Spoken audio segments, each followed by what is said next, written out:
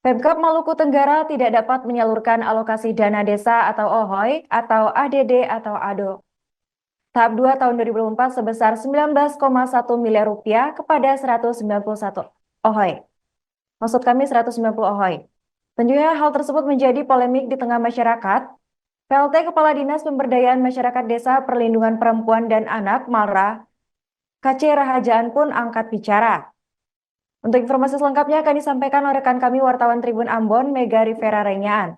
Baik, rekan Mega, silakan untuk laporannya. Baik rekan Arin dan Tribuners dapat kami laporkan dari Kabupaten Maluku Tenggara Provinsi Maluku bahwa anggaran dana desa atau ADD atau yang di Maluku Tenggara disebutkan oleh ADO atau anggaran dana OHOI untuk 190 desa di Kabupaten Maluku Tenggara tidak dapat dicairkan. Hal tersebut dikarenakan kas daerah Maluku Tenggara atau keuangan Kabupaten Maluku Tenggara yang saat ini sedang tidak baik-baik saja alias dalam keadaan defisit terbuka sehingga anggaran dana desa sebesar 19,1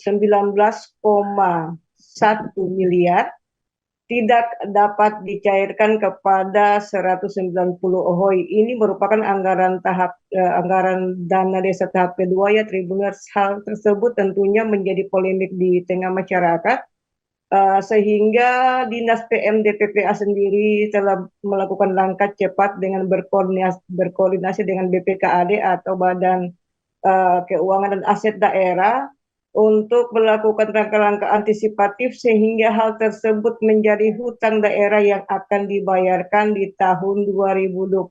Menurut PLT Kepala Dinas PMDPPA sendiri bahwa untuk Kabupaten Maluku Tenggara sendiri biasanya dilakukan pencairan pada dua tahap sehingga untuk tahun 2025 akan dilakukan pencairan 3 tahap agar tidak membebani keuangan daerah sendiri. Demikian rekan Arin dan Tribuners. Baik, terima kasih rekan Mega atas laporannya dan silakan melanjutkan aktivitas kembali. Download Tribun X sekarang. Menghadirkan lokal menjadi Indonesia.